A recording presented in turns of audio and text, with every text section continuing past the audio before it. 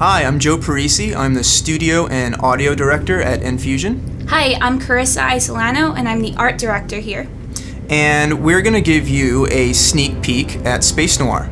So let's get started.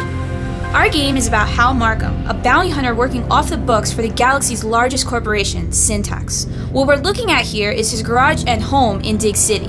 There's a lot to do here, but we're going to cover that another time. Yeah, so let's jump right into the action. What we're about to show is pre-alpha, so a lot may change or is work in progress. We're always trying to improve the game, so a lot may change for release. This is a side quest where we've been hired to defend a black market dealer's ship depot until he can defend it himself. This is more on the lighter action side and not so much the heavier noir story elements that are in the game, which we haven't really shown yet, but that's not too far off. If you look in the top left corner, you can see our comlink for the game. Our comlink is where we display information such as different characters, different story objectives, or even just pieces of the environment that we want to show the player. What are you talking about? Where we are right now is on the surface of Argana, which is the blizzardy snow planet of our game. Our game has surface and space missions, so we're going to show you our surface mission today. Yeah, and what's really cool is as you play through the game, you'll be doing certain missions that will actually change the environment, and that will continue to be around when you come back and do later side quests and stuff like that. So it looks like we're almost at our objective here. That blue exclamation mark in the distance. Enemies.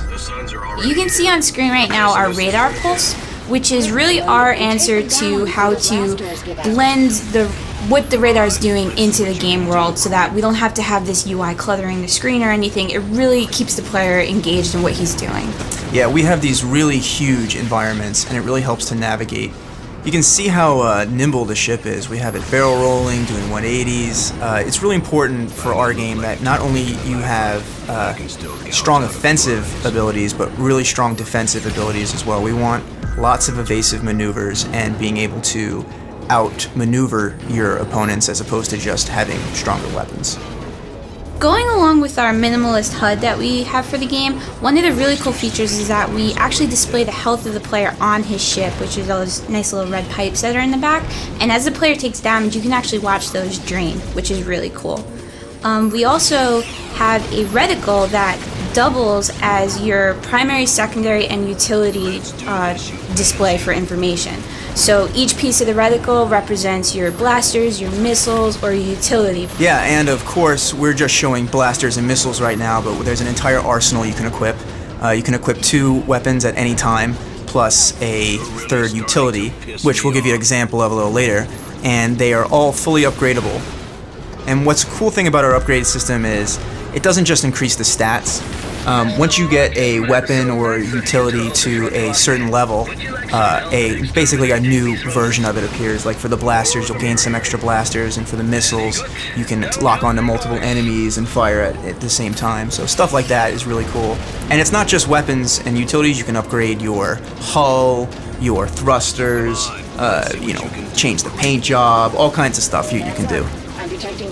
Something that's really important for us with our art style was really pushing everything over the top. Our explosions, if we made them and we liked them, we'd make them 3 times bigger. Our blaster feedback is really big. You get a lot of feedback in our game, and it keeps the game really exciting. Yeah, I really like the way when you see it splashes off the mountains and different objects and stuff. It's awesome.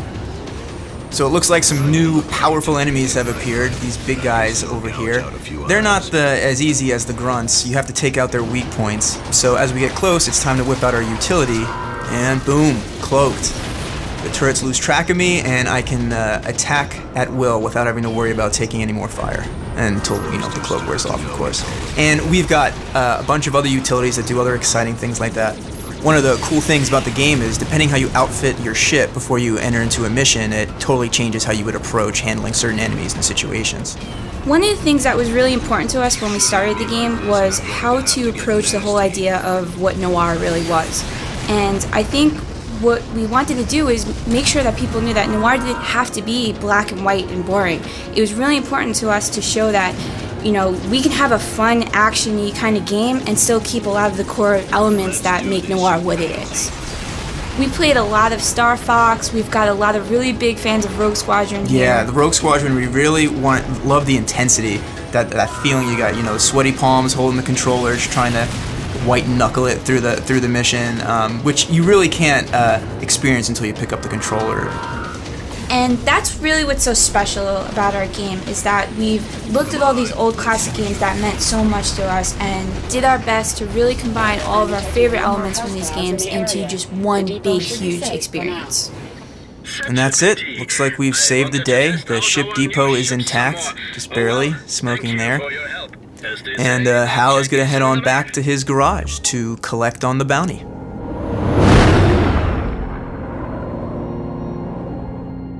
Alright guys, thanks for watching this sneak peek at a side mission from Space Noir. And hopefully you guys are excited to see more of what we're working on soon.